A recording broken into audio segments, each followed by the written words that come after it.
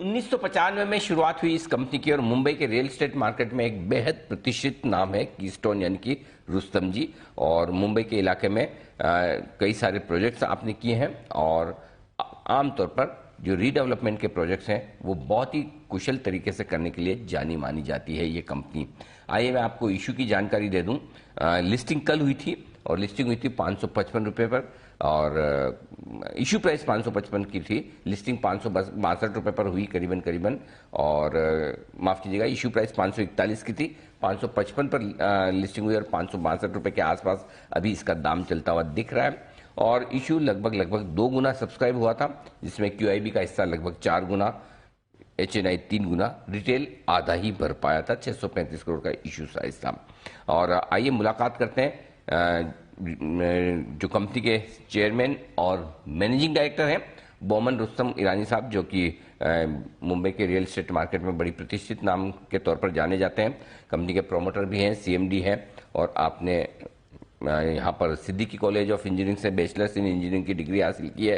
Real estate sector का 25 साल से ज़्यादा का अनुभव है और कई सारी रियल एस्टेट की जो एसोसिएशंस हैं उनके आप प्रतिनिधि और नेतृत्व करते हैं। बोमन ईरानी साहब, बहुत बहुत स्वागत है सर आपका। सबसे पहले तो आपकी कैपिटल मार्केट में कंपनी की पारी की शुरुआत हो चुकी है, लिस्टिंग हो चुकी है, लिस्टिंग पॉजिटिव भी हुई है। बहुत बहुत बधाई और शुभकामनाएं सर नई पारी की शुरुआत करने पर। पहला सवाल सर यही जानना चाहता हूं, आपका इशू लगभग 2 गुना भरा था, लिस्टिंग भी हल्की प्रीमियम के साथ हुई।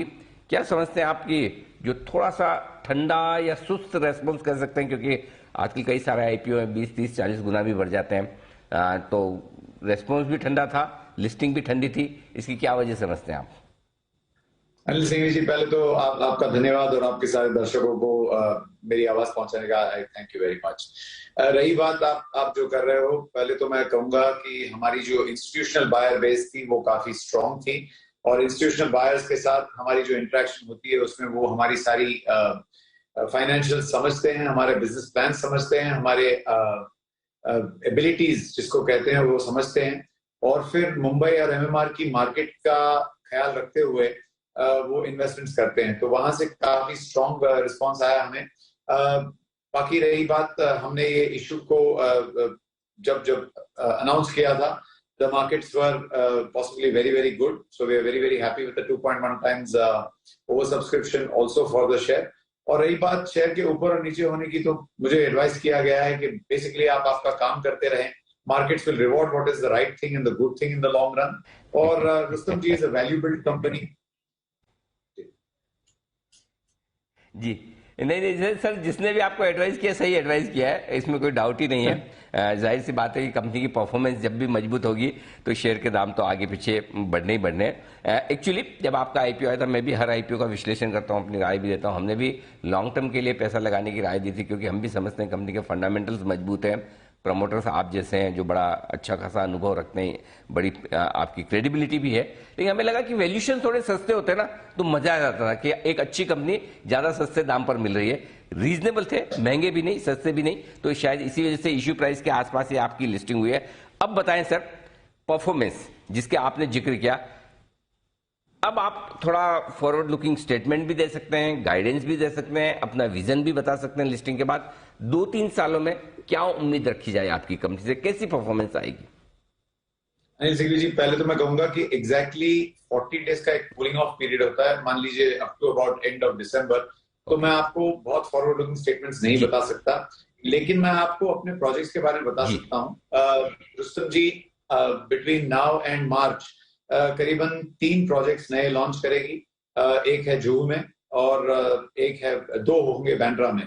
एक बांद्रा ईस्ट की होगी और एक बांद्रा वेस्ट की होगी। और इसके चलते ही maybe we will also have the opportunity of launching another larger project, लेकिन that is still not means approval stages में अभी भी चालू है। So we are not in a position to comment on that, but that will be a slightly larger project, more in the Mahim Matunga area। तो ये हमारे launches होंगे।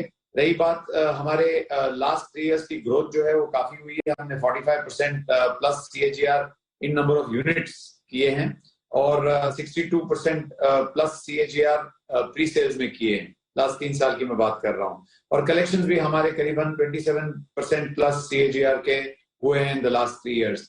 हमारी टीम जो है वो 600 प्लस वेरी स्ट्रॉन्ग टीम है, very efficient team है, और हमारी सेल्स एंड मार्केटिंग टीम जो है इसमें से 1/3 बेंच स्ट्रेंथ रखती है।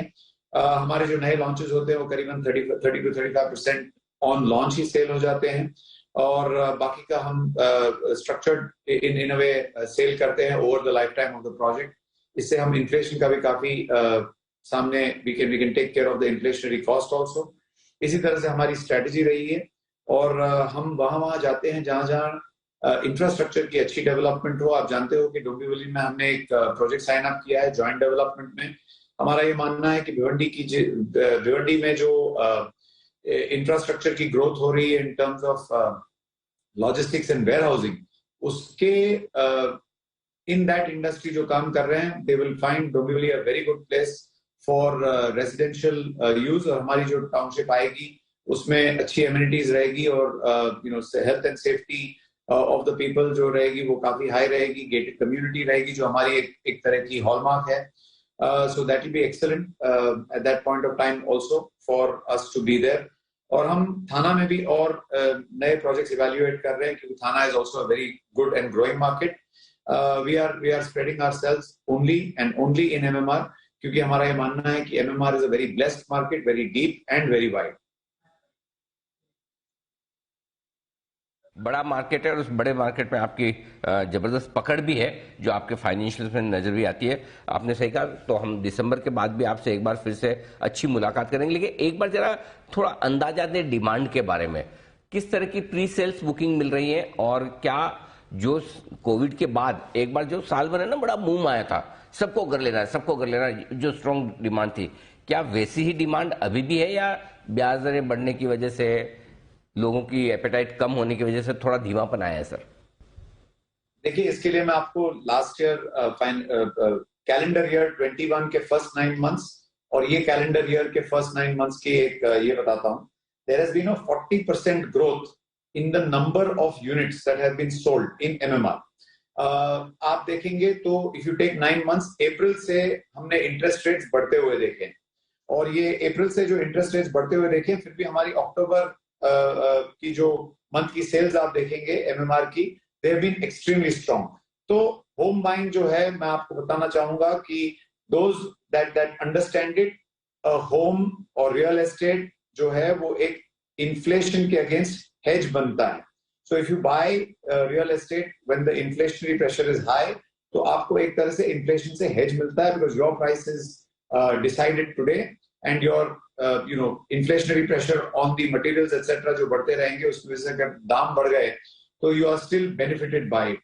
तो इसकी वजह से मैं नहीं मानता हूं कि there will be any kind of a slowdown। Yes, there was a beautiful uptake जब गवर्नमेंट ने स्टैंप ड्यूटी में एक डिस्काउंट दिया था, और उस समय में मैंने देखा था कि लोगों ने बहुत बढ़ चढ़ के नए घरों की खरीदी की थी। और अगर गवर्नमेंट इसी तरह से कोई अच्छा एक अनाउंस करे, आप देखेंगे अगर बजट में ये साल, आते हुए साल में अगर कोई अच्छी अनाउंसमेंट आए, तो मुंबई एमएमआर में घर लेने वालों की कमी नहीं है, और यहाँ पे अच्छे घरों की कमी, अच्छे घर बनाने वालों को कभी भी सेल्स में कमी आनी नहीं चाहिए, ऐसा मेरा मानना है। बिल्कुल ठीक बात है सर। तो डिमांड स्ट्रांग है, एग्जीक्यूशन आपका लाजवाब है, और अब आपकी पारी की शुरुआत भी हो चुकी है कैपिटल मार्केट में। बहुत बहुत धन्यवाद बमन ईरानी साहब, जल्दी आपसे मुलाकात होगी आज के लिए, और इस लिस्टिंग पर आपका बहुत बहुत शुक्रिया सर, धन्यवाद। धन्यवाद।